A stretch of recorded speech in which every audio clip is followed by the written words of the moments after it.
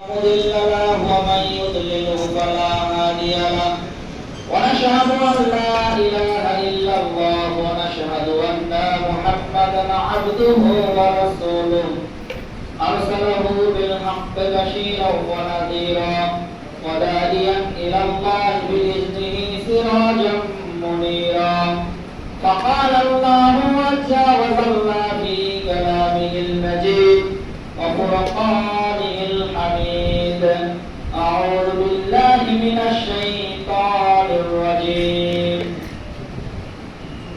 فصل لربك وانحر সম্মানিত মুসলিম کرام প্রশংসা আল্লাহ সুবহানাহু ওয়া তাআলার দরবারে যে মহান মনিবের অশেষ রহমতে অশেষ কৃপায় আমাদেরকে দীর্ঘ একটি বছর পর পবিত্র ঈদুল আযহার দিনে এক প্রতিকূল পরিবেশে মসজিদে ঈদের সালাত আদায় করার তৌফিক দান করলেন। সেই মহান মনিবের দরবারে স্থল থেকে শুকরিয়া জ্ঞাপন করি বলে আলহামদুলিল্লাহ।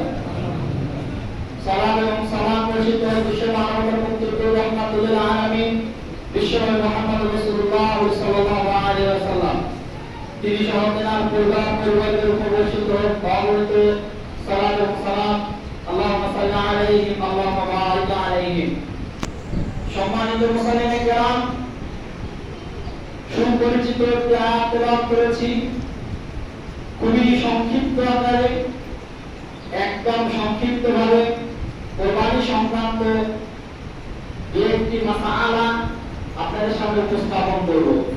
কোরবানি কি, কোরবানির ইতিহাস কি, কোরবানি কেন হলো, কোরবানির গুরুত্ব কি, আমরা প্রায় শুনে আসতেছি। আমাদের খতিবরা এই কোরবানি সংক্রান্ত অনেক কিছু বলেছেন, কোরবানির ইতিহাস আপনাদের সামনে তুলে ধরেছেন। আমরা মুসলিম হিসাবে প্রতি বছর এই ঘটনা শুনতে শুনতে আমরা অভ্যস্ত। ইব্রাহিম আলাইহিস সালাম তার পুত্র ইসমাঈলকে কোরবানি করেছিল। আল্লাহ সুবহানাহু ওয়া তাআলা ইসমাঈলের পরিবর্তে জান্নাতি দুম্বার মাধ্যমে সেই কোরবানিকে কবুল করে নেন।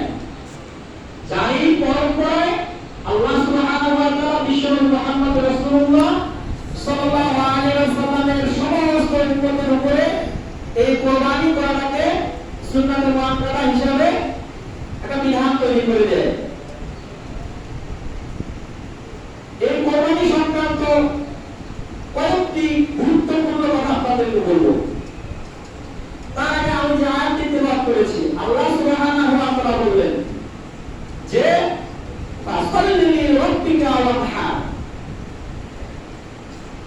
তুমি তোমার রবের উদ্দেশ্যে সালাত আদায় করো, ওয়ানহার অতঃপর কোরবানি করো। তাহলে কথা হচ্ছে সালাত আগে, যেমন আমরা আজকে কি করলাম, কোরবানির নিয়মই হচ্ছে আগে সালাত, তারপরে দিয়ে কি করতে হবে, প্রথম কাজ হচ্ছে কোরবানি করা। সালাত শেষ এরপর কোরবানি করতে হবে, এটা এক প্রকার।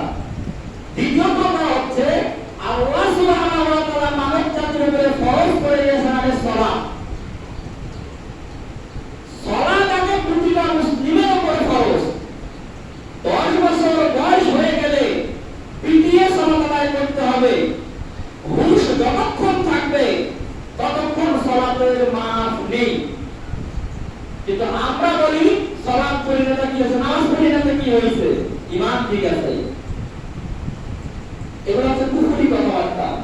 কারণ আপনার ঈমান যে নষ্ট হয়ে গেছে আপনি জানেন না। 10টি প্রধান কারণ রয়েছে ঈমান ধ্বংসের। মুসলমানেরা উযু ভঙ্গের কারণ জানে, উযু ভঙ্গের কারণ জানে, কিন্তু ঈমান ভঙ্গের কারণ জানে না। নামাজ ভঙ্গের কারণ জানে, রোজা ভঙ্গের কারণ জানে, কিন্তু ঈমান যে আছে, ঈমান যে ভঙ্গ হয়ে যায়, ঈমান যে নষ্ট হয়ে যায়, এই কারণ জানে না। নামাজ পড়তে পড়তে কারণ উযু নষ্ট হয়ে যায়, ওই ব্যক্তি কি নামাজ পড়তে পারবে? তার যেমন নামাজ পড়লেও নামাজ আদায় হবে না। আপনার আমার কিছু কর্মের কারণে আমাদের ঈমান নষ্ট হয়ে যায়, কিন্তু আমরা সেটা জানি না। নামাজ পড়ে না তো কি হয়েছে, ঈমান তো ঠিক আছে। তোমার ঈমান ধ্বংস ধ্বংস হয়ে গেছে সেই হুশকে কারণে। আল্লাহ বললেন ফাসাল্লি লিরাব্বিকা ওয়ানহার, তুমি আমার জন্য তোমার রবের জন্য সালাত আদায় করো, এরপর কুরবানি করো। কুরবানির প্রতিযোগিতা আমাদের মাঝে শুরু হয়ে গেছে, সালাতের প্রতিযোগিতা নেই। ফজরের সময় মানুষ পাওয়া যায় না, একটা লাইনও হয় না, অথচ সালাতের গুরুত্ব, ইসলামের মধ্যে সালাতের উপরে কোনো গুরুত্ব নেই। যতগুলো ইবাদত রয়েছে ইবাদতের জগতে সালাতের চেয়ে এত কঠোর কোনো গুরুত্ব দেওয়া হয়নি। সম্মানিত মুসলিম ইকরাম, এই কুরবানিটা কি জন্য? আল্লাহ সুবহানাহু ওয়া তাআলা কোরআনুল কারীমে 22 নম্বর সূরা সূরাতুল হজ 37 নম্বর আয়াত আল্লাহ সুবহানাহু ওয়া তাআলা বললেন, লা ইয়ানালাল্লাহু লুহুমুহা ওয়ালা দিমাউহা ওয়ালাকিন ইয়ানালুহুত তাকওয়া মিনকুম। তোমরা যে কুরবানি করে থাকো, এই কুরবানির রক্ত মাংস কিছু আল্লাহ সুবহানাহু ওয়া তাআলা খান না, আল্লাহর কাছে কোনো কিছু যায় না। এই কুরবানিটা আমরা করি, এর কোন অংশ কি আল্লাহ খায়? আল্লাহকে আমরা কি করে খাওয়াই?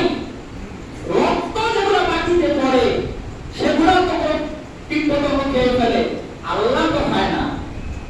আল্লাহ বলে ওয়ালা কিয়ানালুহুত তাকওয়া মিনকুম, কিন্তু তোমাদের যে তাকওয়া রয়েছে এই তাকওয়াটা আল্লাহর কাছে পৌঁছে। যার যে তাকওয়া, সেই তাকওয়া আল্লাহর কাছে যাবে। তাকওয়ার সংজ্ঞা সংক্রান্ত হযরত আলী রাদিয়াল্লাহু তাআলা আনহু বলেছেন, তাকওয়া কি জিনিস? আল খাউফু মিনাল জালিল, আল্লাহ সুবহানাহু ওয়া তাআলার ভয়। তাকওয়ার সংজ্ঞা প্রথম বৈশিষ্ট্য, চারটি বৈশিষ্ট্য রয়েছে। তারপরে প্রথম হচ্ছে আল খাউফু মিনাল জালিল, আল্লাহ সুবহানাহু ওয়া তাআলার ভয় থাকতে হবে অন্তরের মধ্যে। যে কোনো কর্ম করেন না কেন, যদি আল্লাহর বিরুদ্ধে হয়ে থাকে, আল্লাহর হুকুমের বিরুদ্ধে হয়ে থাকে, আপনি জেনে শুনে যদি করেন, তাহলে বুঝতে হবে আল্লাহর ভয়টা আপনার মাঝে নেই, আমার মাঝে ভয়টা নেই। অজানাতে কোনো ভুল করে থাকলে আল্লাহ সুবহানাহু ওয়া তাআলা সেটা মাফ করে দিতে পারে। জেনে শুনে ভুল করতেছেন, তার মানে কি আল্লাহর ভয়টা আপনার মাঝে নেই। আল খাউফু মিনাল জালিল ওয়ালা আমালু বিত তানজিল, আল্লাহ এবং আল্লাহর রাসূল থেকে যা বর্ণিত হয়েছে, কোরআনুল কারীম এবং সহিহ সুন্নাহ অনুযায়ী যা নাযিল হয়েছে, এর উপর আমল করা, এটা হচ্ছে তাকওয়া। কালকানাতুল খালিল, আর অল্প তুষ্টি থাকা, তাকওয়া হচ্ছে অল্প তুষ্টি থাকা। অধিক কিছু চাওয়া হচ্ছে তাকওয়ার লক্ষণ নয়। আর ইস্তেদাতুল ইয়াউমির রাহিল, আর সদা প্রস্তুত থাকা কিয়ামতের দিকে। কিয়ামতে কি হিসাব হবে, জান্নাত হবে না জাহান্নাম হবে, আমার অবস্থানটা কোথায় হবে, এই ভয় সদা সর্বদা প্রস্তুত থাকা, এটা হচ্ছে তাকওয়া। এই তাকওয়াটা আল্লাহ সুবহানাহু ওয়া তাআলা আল্লাহর কাছে গৃহীত হয়। আল্লাহ মানুষের কাছে তাকওয়াটা চান। নাম ফুটানোর উদ্দেশ্যে, মানুষকে দেখানোর উদ্দেশ্যে কখনোই প্রতিযোগিতামূলকভাবে কোনো ইবাদত করা যাবে না। আমরা আল্লাহর কাছে বলি, ইন্না সালাতি ওয়া নুসুকি ওয়া মাহইয়ায়া ওয়া মামাতি লিল্লাহি রাব্বিল আলামিন, নিশ্চয় আমার সালাত, আমার কুরবানি, আমার হজ এবং আমার জীবন, আমার মরণ সবকিছু আল্লাহর জন্য। কখনোই মানুষকে দেখানোর প্রতিযোগিতা করা যাবে না। সম্মানিত মুসলিম ইকরাম, আল্লাহ রাব্বুল আলামিন আমাদের কুরবানির বিধান দিয়েছেন। এই কুরবানি সংক্রান্ত আমরা কুরবানি এখন যারা করব, তারপর দ্বিতীয় নম্বর কাজ করব, আমাদের যে নখ রয়েছে 10 দিন কাটতে পারি নাই, এই নখ কাটবো, মঞ্চ ছোট করব, চুল কাটবো। আমাদের যে সকল 10 দিনে নিষেধাজ্ঞা ছিল, এই সকল কর্মকাণ্ড আমরা করব। আবু দাউদের হাদিসে এসেছে, হাদিসে কাটা বলছে, হাদিসটি হাসান পর্যায়ে, যে কেউ যদি এই কাজগুলো করে তাহলে তার জন্য কুরবানির সওয়াব লিপিবদ্ধ করা হয়। সুবহানাল্লাহ ওয়া বিহামদিহি। এরপর আমরা কুরবানি পশু করব। কুরবানি পশু করার পরে আমি প্রায় বলেছি, এর আগেও বলেছি, আজকে বলছি, কুরবানি করার পরে আপনারা কখনোই কুরবানির পশুকে বা যে কোনো পশুকে জবাই করেন না কেন, পশুকে আপনারা কখনোই হুল দিবেন না, স্পাইনাল কর্ড কখনো আপনারা কাটবেন না। বা গলা কাটা, শর্ত চারটা রং কাটা, খাদ্য নালী, শ্বাস নালী এবং এই দুই সাইডে যে দুই রং রয়েছে, এই চারটা রং কাটার বিধান রয়েছে। এই চারটা রং কাটলে জমা হয়ে যাবে, কিন্তু মাঝে স্পাইনাল কর্ড কাটলে মেরুদণ্ডের মাঝখানে হুল দিয়ে আমরা সে আসলে জবের কারণে মরে যায় না, স্পাইনাল কর্ড কাটার কারণে সে হার্ট অ্যাটাক করে মরে অথবা সেন্সহীন অবস্থা করে দমবন্ধ হয়ে পড়ে। এটাকে জবের মাধ্যমে মরে না। বিজ্ঞান এবং হাদিস যা বলে এইভাবে মারা যাবে না। এটাকে মুহাদ্দিসরা আমরা হারাম বলেছেন। শুধু তাই নয়, শুধু এই ভুল না, আপনারা আমরা মুরগি জবাই করার পরে কল্লা মটকাই দেই, হাঁস জবাই করার পরে কল্লা মটকাই দেই, এরপরে কি করি? গরু ছাগলের পা কেটে দেই, তাড়াতাড়ি মারা যায় যাব। এটা কখনোই করবে না। মুহাদ্দিসরা আমরা এটাকে হারাম করেছে, এই কাজটাকে হারাম করেছে, এই কাজটাকে হারাম করেছে। আল্লাহ রাসূল সাল্লাল্লাহু আলাইহি ওয়াসাল্লাম একটা হাদিস বলে আমি খুতবা শেষ করব। আল্লাহ রাসূল সাল্লাল্লাহু আলাইহি ওয়াসাল্লাম আবু ইয়ালা সাদ্দাত রাদিয়াল্লাহু আনহু বলেন, তিনি রাসূল সাল্লাল্লাহু আলাইহি ওয়াসাল্লাম বলেন, ইন্নাল্লাহা কাতাবাল ইহসানা কুল্লা শাইইন। হাদিসটা গুরুত্ব দিয়ে শুনেন। আল্লাহ সমস্ত সৃষ্টির মাঝে রহমত হিসাবে আল্লাহ ইহসান লিপিবদ্ধ করেছেন।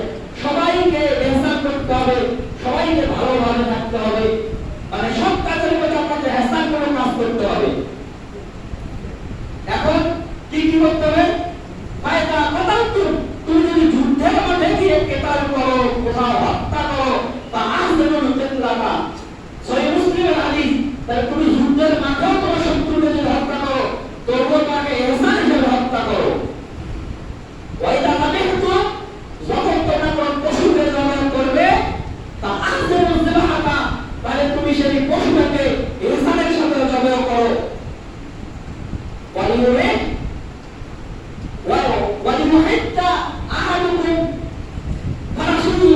আর যখন তোমরা কোন পশুকে জবাই করতে যাবে, তখন তোমাদের অস্ত্রটাকে কি করবা? বেশ ধারালো করবা।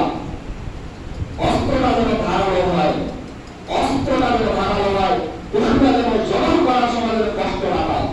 এই হাদিস দিয়ে দলিল দিয়েছে যে প্রাণীকে যতক্ষণ মারা যাবে না, যতক্ষণ পর্যন্ত মরবে না, ততক্ষণ পর্যন্ত চামড়া ছিঁড়ানো যাবে না।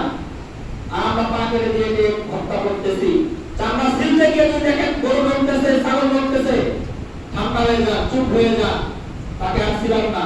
যতক্ষণ পর্যন্ত না সে একদম নিখর হয়ে যাবে, ততক্ষণ পর্যন্ত তার চামড়া ছিলাকে হারাম করেছে। তা আসলে আমরা এই ছোট ছোট বিষয়গুলা আমাদের সংশোধন করি, কোরআন এবং সুন্নাহর দিকে এগিয়ে আসি। আল্লাহ সুবহানাহু ওয়া তাআলা সামনে চাচা, আল্লাহ সুবহানাহু ওয়া তাআলা আমাদেরকে সেইটা দান করুন। এই এক বিরূপ পরিবেশ চলতেছে, আল্লাহ সুবহানাহু ওয়া তাআলা আমাদের কাছে করোনা ভাইরাস দিয়েছে, আল্লাহ সুবহানাহু ওয়া তাআলা আমাদেরকে গজব দিয়েছে। এই গজবের মধ্যে কতজন বিপদীত হয়েছি, কতজন হাসপাতালের বিছানায় কাতরাচ্ছে। আল্লাহ সুবহানাহু ওয়া তাআলা এই সকল ব্যক্তিদেরকে মাফ করে দিয়ে সুস্থতা দান করুন, আমাদের মাঝ থেকে এই বালা এই মুসিবতটাকে দূর করে দিন। আল্লাহ সুবহানাহু ওয়া তাআলা আমাদের দোয়াকে কবুল করুন। আল্লাহুম্মা আমিন। সুবহানাল্লাহি ওয়া বিহামদিহি, আশহাদু আল্লা ইলাহা